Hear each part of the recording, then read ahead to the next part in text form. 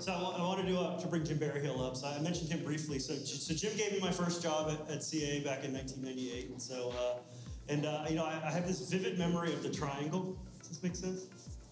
The Jim Berryhill triangle. Everything that Jim ever equated anything you were able to get it into a triangle. So just a little nugget there. So Jim is also a huge University of Florida fan. So I've seen him over the years. Rooting for the Gators for sure. So glad to have Jim here, and Jim wanted to share a couple of things here as we wrap up. So great, thanks, Kevin. Yeah, University of Florida fan, University of Georgia grad. Figured that one out.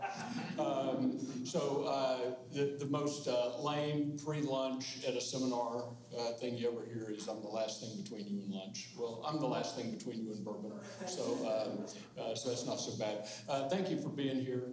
We're privileged to have sponsored this with TAG and the opportunity to participate.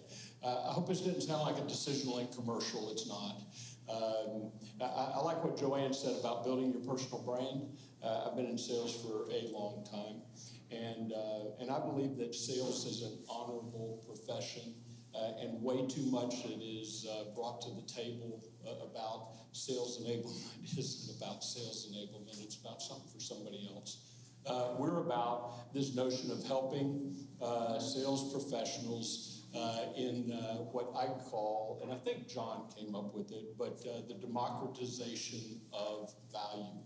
And if every conversation between a buyer and a prospect, a buyer and a seller, ought to be about what's in it for the buyer. And Marcus, I think, said caveman. I always thought it was Marco Polo was the first value seller. Very simply, if I'm going to ask you for $1, I ought to be able to tell you what the $5 is that you're going to get out of it and why it matters to you.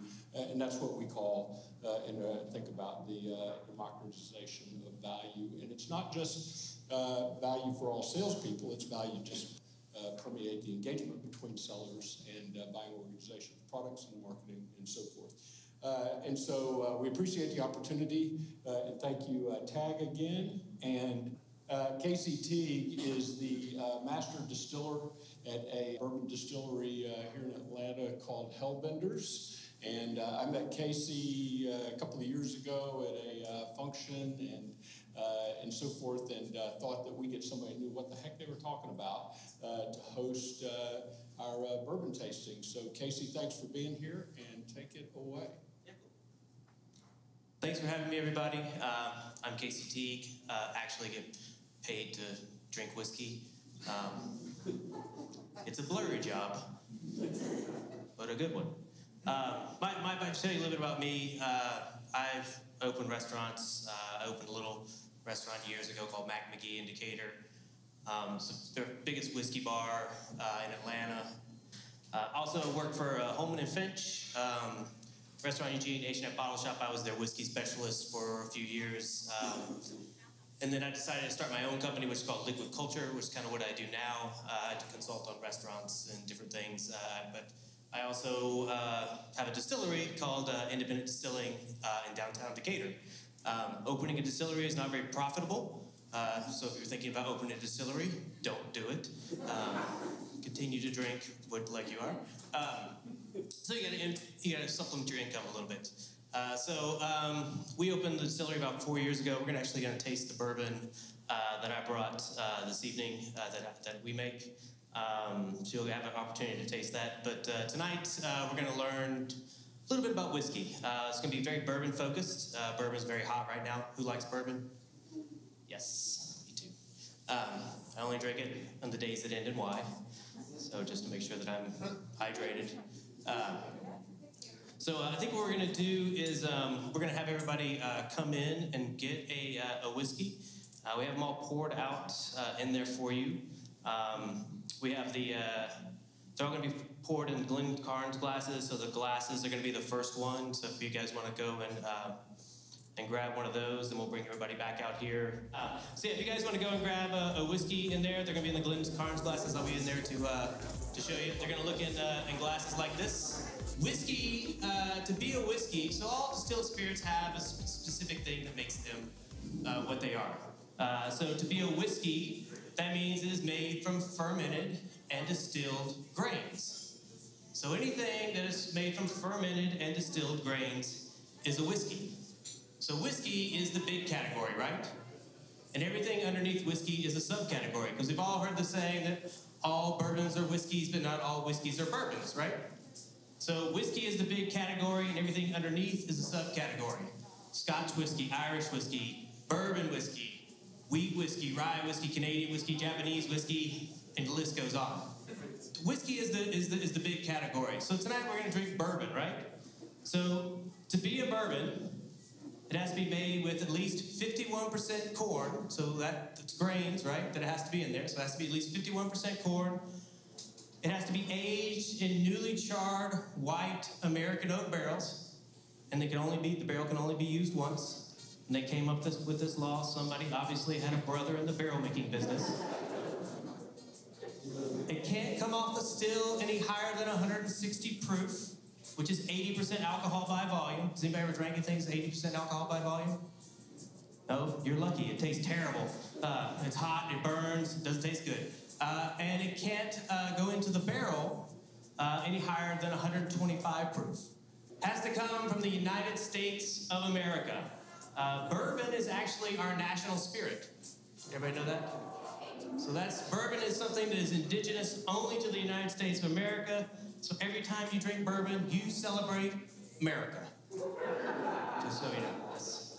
So we're going to talk about how whiskey's made, kind of through this whole process. Tell you a little bit about the first whiskey that we're going to drink. This is Larceny, where they were all out of the big bottles. So we had to get this little one. Larceny is a wheated bourbon. When we said that the bourbon is 51% corn, so this is at least 51% corn. When we say wheated bourbon, what that means is the next biggest grain component in our mash bill, or the grains that go in it, is wheat. Malted barley helps with our fermentation. The reason they don't put a lot of malted barley in there, can anybody guess? It's expensive. It's really what it is. It's really expensive. So they don't put a lot in there. Does everybody know how to taste whiskey? So, no, most people don't. Most people just knock it all the way back and they go, and then slam your hand down and go smooth. Whiskey drinkers are a little more sophisticated. Wine and beer, you can, swirl it around. You can stick your nose in there. And when you taste and smell whiskey, you actually want to hold it underneath your mouth, and you breathe in your nose and your mouth at the same time. And it's going to give you a little tingle on your tongue. Some people call it a burn. I like to say tingle. It sounds better than burn. Right, we've all had wheat bread. It's kind of honey flavored and soft and delicate. So you're going to get a little bit of that in this. So first you're going to kind of get that corn, that vanilla kind of on the front. Then you get this nice kind of wheat flavor. Whiskey is a very simplistic process. The key to making good whiskey is to creating a great beer. So the first thing that distillers do is they pick their grains, like we were talking about. They pick the corn, the amount of corn they want to use. They pick the amount of wheat. We're also going to taste high rye bourbon today, so that means instead of wheat, we use rye. So they're going to pick those grains, and what they're going to do is they're going to cook them, just like a brewer would. What you're doing is you're cooking out the sugars and starches that naturally occur in corn, rye, or wheat, and malted barley. We were just a couple of small guys. We'd raised a little bit of capital, so we went knocking on doors in the city of Atlanta. They kept giving us the brewery license. We said, no, we don't. We're not going to make beer. We're going to make whiskey. And, after about 8 months of going back and forth, we did have one guy say, well, you could just open up. You don't need a license. We wanted to go with his recommendation, but luckily we did have a friend that was a lawyer and said, no, don't do that. Right next to Decatur is just a little east of the city. Very business friendly, very nice. We came up and said, hey, we want to open a distillery.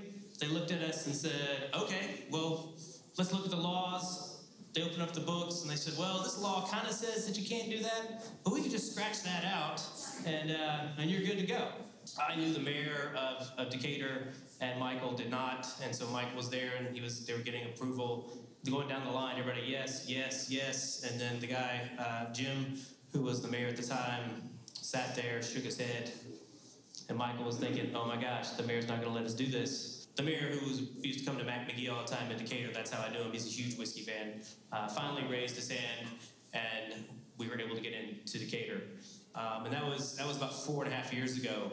When we first started, we made corn whiskey. Is anybody here from the South and had drank corn whiskey? So we started making corn whiskey. Now, when you open a distillery, you need cash flow, right? So we put out a white whiskey. So we put out corn whiskey first, and then we decided, what about doing a rum? So we said, well, let's try it. We have a friend down in South Georgia named Eric Vonk. He makes Richland rum. So he grows his own sugarcane, that's part of it. Nobody else does that. So we were like, well, we can't really do that. So we decided to get a really high-grade molasses to make our rum. And rum is made from sugarcane. I actually drink more rum now than I drink whiskey.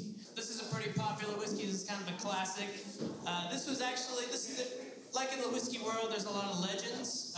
This one is not exactly sure where the name came from. Or R.M. Rose was actually a whiskey that was produced here. As Prohibition started closing in on Rufus here in Georgia, he moved to Tennessee.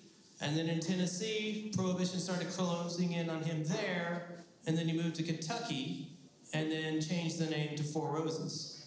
Now, we can't confirm that. That's just one of the legends. And he proposed to this young woman and said, asked her to marry him. And she said, well, if at the cotillion or the ball, whatever you call it, tonight, if I just say yes, I will wear 4 roses on my dress.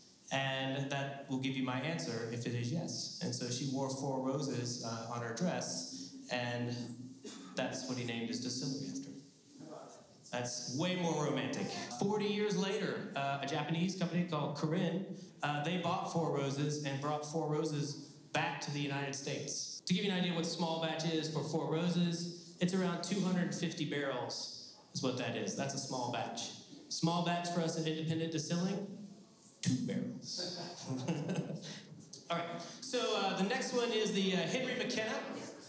Henry McKenna was from Ireland. When he came, he actually brought his still with him. Eventually, he started making bourbon. He became very well known, and they kept his name alive, which they do. They keep a lot of old brands that had kind of disappeared, keep them going. Yeah, it comes from 1 barrel. Yeah, we're not adding anything into this. This is just 1 barrel. Bottled and bond means that it was made in 1 season at 1 distillery. It was aged in a government warehouse for a minimum of 4 years and a guarantee of 100 proof. If you put your whiskey in here and age it for 4 years, you don't have to pay taxes on it until you pull it out. And luckily for Johnny Fitzgerald, that's what they were doing. He would go around and steal barrels from all these guys that were aging in these rickhouses. This is really cool. Single barrel whiskeys are going to be different every time because when we're aging whiskey, like I said, we were talking about distillation. What happens after distillation is we put it into a barrel. And then when we're aging in the barrel, that's when a lot of the magic happens. That's where we get 100% of our color and about 60% of our flavor. So with this one, you're going to get a lot of oak, a lot of vanilla. This is a little bit older. It's also 100 proof, so you get a little bit more alcohol. And they're always going to be different unless you get the same barrel number and batch number. So thanks for having me. If you guys have any questions, I'll be around. We can talk a little bit more. If you want. Come visit us at Independent Distilling. So we're going to have Casey draw a ticket. So get your... Everybody got their tickets out? I got the tickets. Casey, go ahead and draw one. Am I in this one too? I don't know.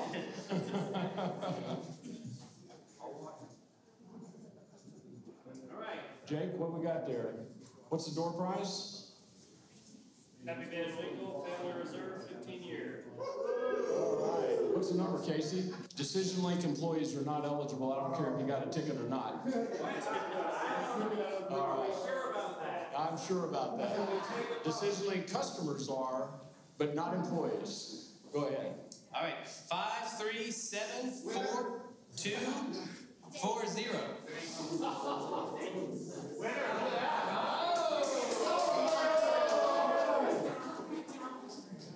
Let's get a picture. Gotta get a picture. Everybody, we want to thank you for being here tonight. If you're a board member on the Tax Sales Leadership Society, would you raise your hand? If you want to learn